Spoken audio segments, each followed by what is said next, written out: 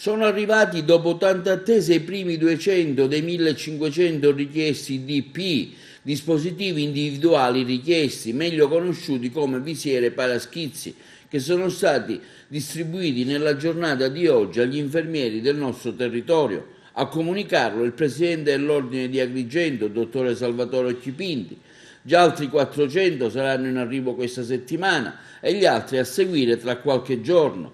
Permetteranno una copertura agli infermieri della provincia. Questi dispositivi sono stati acquistati direttamente con fondi propri dell'ordine stesso. Finalmente sono arrivati le visiere paraschizzi, sono arrivati un carico di 200 dispositivi di protezione individuale che saranno in giornata distribuiti su tutto il territorio. Cercheremo di coprire prima di tutto i reparti o gli infermieri che sono in prima linea. Comunque entro questa settimana arriveranno altri 400 DP e fino a un totale di 1500 DP che abbiamo acquistato. Poi se questi non dovessero coprire tutte le necessità del territorio, noi saremo anche in grado di acquistarne degli altri, quindi l'abbiamo già deliberato la settimana scorsa in videoconferenza.